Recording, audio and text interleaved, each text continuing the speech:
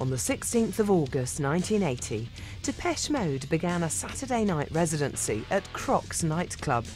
Here they met London DJ Steve-O, who was putting together a compilation album of futurist bands for his Some Bizarre label. Depeche Mode got big really quickly. After the last Bridge House gig, it just went berserk and everyone got into the whole Mode thing. They played Raquel's and everything went crazy very quickly.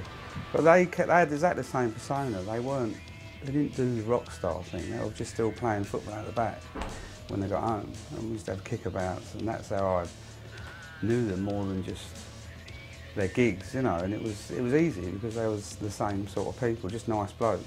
Well, Vince was a bit more quiet. That was his way it was, and I didn't know him so well. And at the time Depeche Mode took off, he was still on the dole. So, you know, while Dave was at college, Martin and Andy are at work in London, Vince was the guy doing all the, you know, getting them gigs in the early days, really pushing for it, you know. He's the guy that organised them recording their first demo tape. All amazing stuff for a guy who, you know, freely admitted to being quite shy and insular, you know. But I think, as someone once said to me, you know, he had the least to lose, you know, the most to gain. I mean, Andy and Martin were both still working.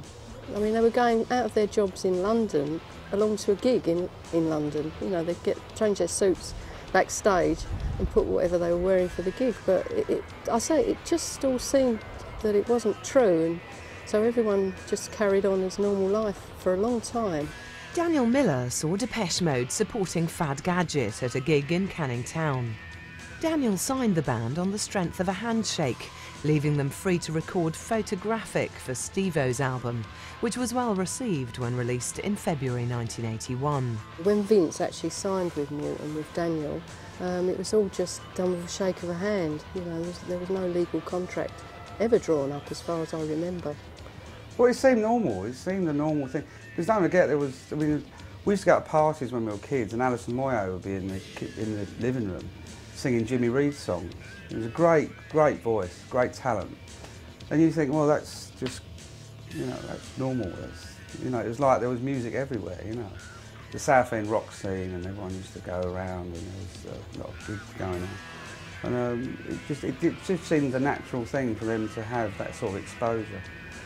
We was on top of the pops, and we were still working, you know, and so we felt, got to the stage, because we was on an independent label that we was earning good money, so we gave up our jobs, then it went on and on and on, then you get more and more involved, make videos, and then you just realise when you look back, you know, what you have achieved, and you know, and you realise you have achieved something creative, and it's, you know, you get a good feeling from it. I remember Daniel came and picked us up from the railway station to do Top of the Pops, and we were all in this sort of transit van type thing, and we're driving down, we're all giggling and laughing and saying, oh, does this mean we'll have a live tour and play Wembley and all that, and it was such a joke, but obviously it came on to be true. Depeche's debut single with Mute, Dreaming of Me, was released the same month, reaching number 57 in the charts. Their follow-up single, New Life, fell just short of the top 10, stalling at number 11 in the summer of 1981. Oh, I remember the first time that New Life was on the radio. You know, we were all just jumping up and down in the kitchen. Because obviously, and being on Top of the Pops, so they were all things that we grew up with, listening to Radio 1 and watching Top of the Pops. To actually be there doing it and having a record in the top 10, you know, was just out of this world. It really was. Daniel Miller, owner of small independent label Mute Records, has undoubtedly been instrumental in ensuring the band's longevity. This is in part due to the unusual deals struck between them. We don't have a record label, we're not signed to a record label. The only label we're signed to in the whole world is Sire. Because basically, and I don't think you can really do it in America, but in the rest of it, in Europe and Britain, we're just on a handshake with Daniel Miller, who's our producer. And it's worked for 7 or 8 years, you know. 50-50 partnership deal, we share the costs, share the profits. I think one of the unique things about Depeche Mode was that from day one, they opted to go with a very small independent record label. That at the time, I believe, only had 2 people working out of a very small office. And the agreement that they had, there was no contracts involved, it was a simple handshake, was that after all the costs incurred on any particular project, whatever it might be, in their case it was just simply let's put a single out and see how it does, their very first single back in February 1981. All the manufacturing costs, all the distribution costs, everything would be shared by the band and the label. Thereafter, any profits would be split 50-50. Working at an independent level, that's still going to do, you're going to do all right out of that. Working at a big group level, which is what they became, unexpectedly perhaps, that you're going to do fantastically well out of that. Daniel Miller at Mute, if they hadn't have been with him, they wouldn't have progressed in the way they have. He's given them the freedom to be alternative, to experiment, to go in whichever direction they wanted, and he's never said, no, I don't think that'll be commercial. And if they'd have been with another label, it wouldn't have happened. I think the fact that they're still around today is probably thanks to Daniel as well, because he's given them that freedom. Compared to most of their contemporaries, they've probably got what amounts to is the best deal in the world for any kind of major group. Perhaps the only one with something comparable might be U2. But other than that, most major acts are on a very small percentage of admittedly, hopefully massive sales. But in their case, I think that's one of the things that's enabled them to flourish so well and certainly added to their longevity. And Mute obviously was such a little independent record label. I mean, Daniel had only signed Fad Gadget first, who was just one guy, wasn't?